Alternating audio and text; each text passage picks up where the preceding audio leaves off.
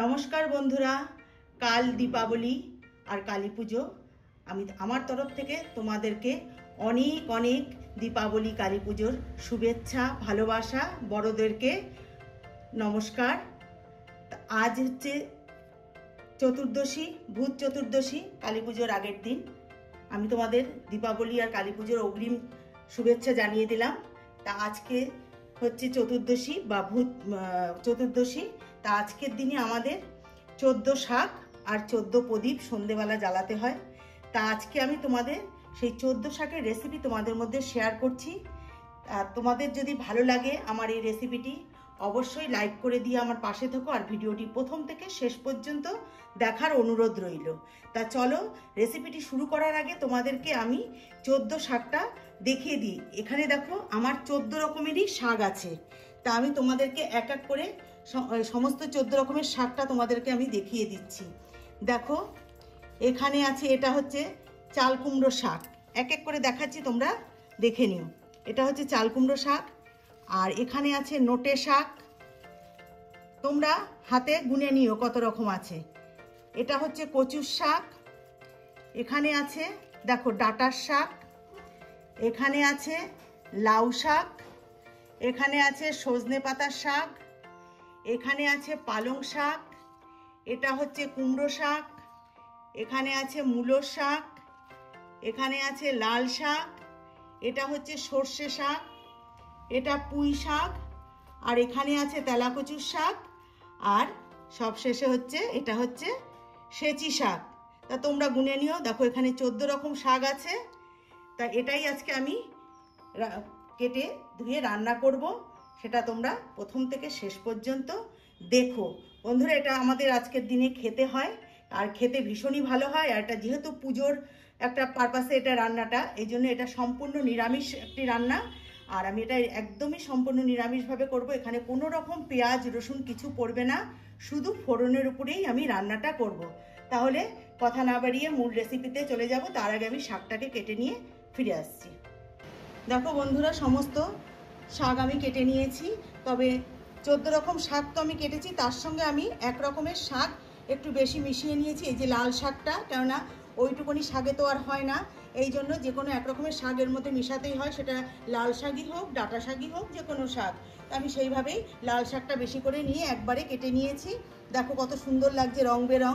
এটাকে আমরা 14 শাক বলছি, কিন্তু অন্য সময়ও কিন্তু এইভাবে আমরা শাক রান্না করে খাই। সেটাকে বলি আমরা 5 মিশালো শাক। তা সেটা হচ্ছে পেঁয়াজ রসুন দিয়ে রান্না করি, কিন্তু এটা সম্পূর্ণ নিরামিষ হবে, খেতে কিন্তু অপূর্ব হয়। তাহলে চলো কথা না বাড়িয়ে এবার চলে যাই গ্যাসের কাছে রেসিপিটি তৈরি করার জন্য। দেখো বন্ধুরা, গ্যাস ধরিয়ে আমি কড়াই বসিয়ে কড়াইতে সর্ষের তেল দিয়ে দিয়েছি। তেলও আমার গরম কিন্তু হয়ে গেছে। এবার আমি সবার প্রথমে ফোড়ন দিয়ে দেবো। ফোড়নের জন্য দেখো কালো জিরে আর 4টে শুকনো লঙ্কাকে আমি ফাটিয়ে নিয়েছি। এবার এটা আমি দিয়ে দিচ্ছি তেলের পরে। দেখো যেহেতু শুধু ফোড়ন দিয়ে রান্না, এই শাকটাতে কিন্তু একটু তেলটা একটু বেশি দিতে হয়, না হলে কিন্তু ভালো লাগে না। যেহেতু কোনো কিছুই পড়ে না, শুধু ফোড়ন, তাই তেলটা একটু সবসময় তোমরাও একটু বেশি দিয়েই রান্নাটা করবে। দেখো ফোড়নটা কিন্তু ভাজা আমার হয়ে গেছে। এবার আমি এর মধ্যে একটু সামান্য লবণ আর হলুদ দিয়ে দেবো। একটু লবণ দিয়ে দিচ্ছি। খুবই সিম্পল একটা রান্না, কিন্তু খেতে হয় কিন্তু দুর্দান্ত। আর দিয়ে দিচ্ছি সামান্য একটু হলুদ। পরে আমার আরো একটু হলুদ আর লবণ দেব, তবে এটা তেলটা যেন না ছিটে আসে, এই জন্যই দেওয়া। এবার আমি দিয়ে দিচ্ছি শাকটা।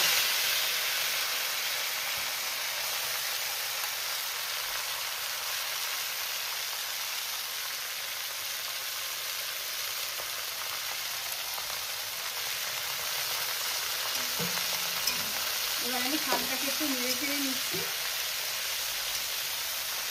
নিয়ে আমি এর মধ্যে দিয়ে দেবো কেটে রাখা কাঁচা লঙ্কা।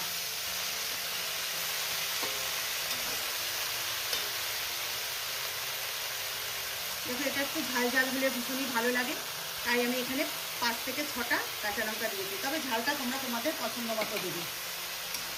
এবার আমি যেহেতু একটু লবণ দিয়েছি, তাই এই শাকের থেকে কিন্তু জল ছাড়বে। এবার আমি ঢাকনা দিয়ে সামান্য একটু ঢেকে জলটা ছাড়া অবধি ঢাকনাটা দিয়ে ঢেকে দিচ্ছি। কিন্তু বেশিক্ষণ আমি ঢাকনা দিয়ে ঢেকে রান্না করব না, কারণ তাহলে কিন্তু শাকের কালারটাই চলে যাবে, শুধু উনে আসা পর্যন্ত। দেখো আমি এবার চাপাটা তুলে নিচ্ছি। দেখো শাক একদম উনে গেছে। এবার আর আমি ঢাকনা দিয়ে রান্না করবো না, এইভাবেই রান্না করবো। তবে বন্ধুরা তোমাদের একটা কথা বলি, এই শাক কিন্তু আমি বাজার থেকে কেনা শাক নয়, সম্পূর্ণ এটা বাড়ির থেকেই আমার আশপাশ থেকে তুলে আনা শাক। আর হচ্ছে আমার ছাদ বাগানে বাদবাকি শাকটা হচ্ছে 6 থেকে 7 রকম শাক আমার ছাদ বাগানেই আছে, সেখান থেকে তুলে নিয়ে এসেই কিন্তু এই রান্নাটা আমি করছি, আমার কিন্তু বাজার থেকে কেনা নয়। এবার এইভাবেই আমি রান্নাটা করব।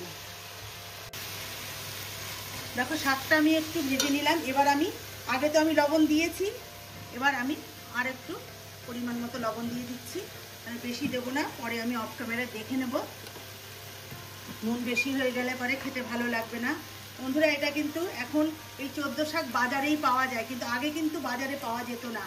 আগে আমরা ছোটোবেলায় সব মাঠে ঘাটে এগুলো এই শাকগুলো শুকিয়ে বেড়াতাম, সেটার মজাই কিন্তু আলাদা। আর এখন তো বাজার হাটের থেকেই আমরা কিনে আনি। তবে আমি আজকে যে আমি কিন্তু আমার বাড়ির আশেপাশের থেকেই শাকটা তুলেছি, আর আমার ছাদ বাগানের থেকে। বাজার থেকে কিনে আনা আর এই চারিপাশ থেকে তুলে রান্না করার মজাটাই কিন্তু আলাদা। আমার মা ঠাকুমারাও তাই করতেন। এবার আমি শাকটাকে কিছুক্ষণ ভেজে রান্না করে নেব।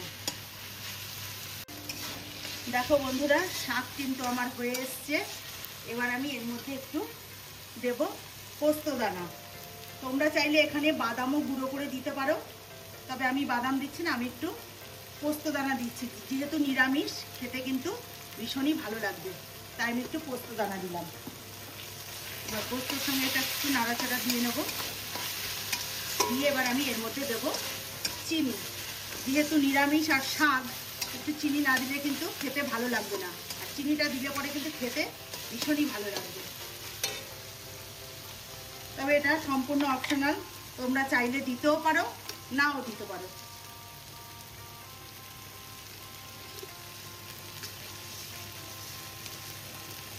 একটু 1.5 চামচের মতো একটু চিনি দিয়ে দিলাম। এবার চিনিটাকে আমি একটু শাকের সাথে মিশিয়ে নেব। দেখো শাক কিন্তু আমার হয়ে এসছে। আমি এবার গ্যাসটাকে বন্ধ করে দিয়ে তোমাদেরকে নামিয়ে নিয়ে দেখাচ্ছি। দেখো বন্ধুরা 14 শাক কিন্তু আমার হয়ে গেছে, আমি একটা প্লেটে সার্ভ করে নিয়েছি। আজ দুপুরে আমরা এই 14 শাক খাবো গরম গরম ভাতের সঙ্গে, আর সন্ধেবেলা 14 প্রদীপ জ্বালবো। তা আমি যেভাবে রান্নাটা করলাম, তোমরা যদি এইভাবে 14 শাক রান্না করে খাও, দেখবে তোমাদেরও ভীষণই ভালো লাগবে। এটা কিন্তু একটা মানে দুর্দান্ত স্বাদের একটা রেসিপি, হয়তো খুবই সিম্পল, কিন্তু খেতে কিন্তু ভীষণই ভালো হয়। তা আমার এই রেসিপিটি তোমাদের যদি ভালো লাগে, তাহলে অবশ্যই একটা লাইক করে আমার পাশে থেকো। আর যারা ফেসবুক থেকে দেখছো, তারা ফেসবুকের পেজটিকে অবশ্যই ফলো করে নিও। আর আমার চ্যানেলে নতুন বন্ধু হয়ে থাকলে চ্যানেলটিকে সাবস্ক্রাইব করে নেওয়ার অনুরোধ রইল। তাহলে আজকের মতন বিদায় নিচ্ছি। ভালো থেকো, সুস্থ থেকো। নমস্কার, শুভ দীপাবলির প্রীতি ও শুভেচ্ছা রইল।